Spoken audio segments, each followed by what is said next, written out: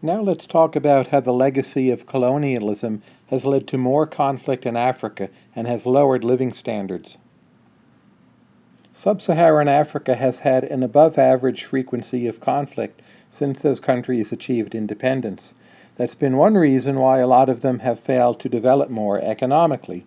Wars obviously lower the incentives to invest, they destroy wealth, and they make it harder for countries to implement value-enhancing reforms.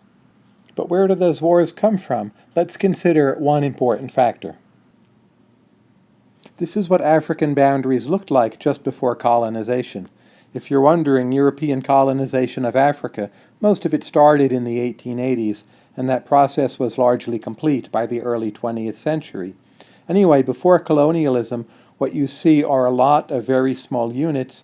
These are not necessarily formal nations in the modern sense of that term, but they were agreements or conventions or boundaries which in some way were respected, and they correspond to different ethnic groups. Okay, so now colonialism comes along, and it imposes national boundaries on Africa. Of course, at first these national boundaries are within the colonial structure, but they remain in place after World War II, when the colonial powers start to leave Africa. You can see pretty clearly from this map that the borders imposed by the colonial powers very often have only tangential relationships to the distribution of economic groups. There are many nations in Africa, in fact most nations, which contain a large number of different ethnic groups. Many ethnic groups straddle two or more nations, and in general, when the national boundaries were set up by the colonial powers, they didn't really care about matching those boundaries to ethnic groups, because they thought Africa was simply theirs to rule, often for economic motives, and in many cases they didn't even know about all the different ethnic groups and where their boundaries might start or finish. So it was a mix of avarice and bad incentives and mere ignorance, but in any case the boundaries got drawn in fairly arbitrary ways, again, really not very closely matched up with the distribution of different ethnic groups.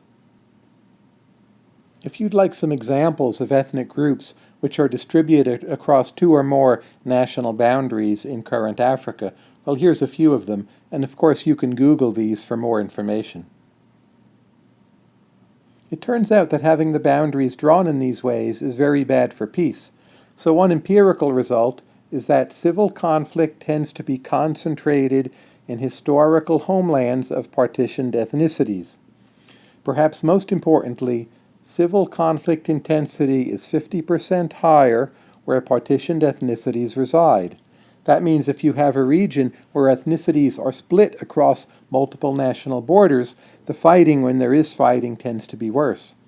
In those same regions, on average, violence against civilians is 40% higher, and the chance of there being some kind of controlled change in government, such as a coup d'etat, well, that is 5 to 10% higher, and of course we're talking about changes which occur through fighting and not through elections.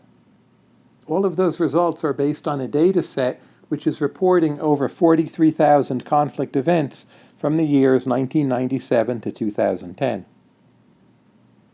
If you'd like to see African conflict zones in the form of a map, you can study this picture here, which is color-coded. If you'd like to study where civil wars have occurred most frequently, you can study this map here, which is color-coded. And again, there are in general correlations between these conflicts and regions where ethnic groups are partitioned across different national borders. The implication is that there may well have been less conflict had the borders and the ethnicities matched up more closely. This shouldn't actually come as a major surprise. A lot of the histories of European violent conflicts, for instance, had something to do with ethnicities which were partitioned across national borders. Europe's World War I, for instance, had a good deal to do with the fact that national borders and the geographic distribution of different ethnic groups were not closely matched up.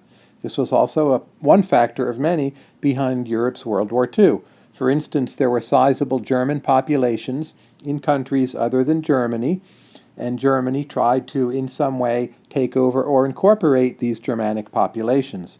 But of course, the countries that contained these Germanic populations did not always welcome the invasions or the incorporations. In any case, this was one of the reasons why European history has so much conflict in its past.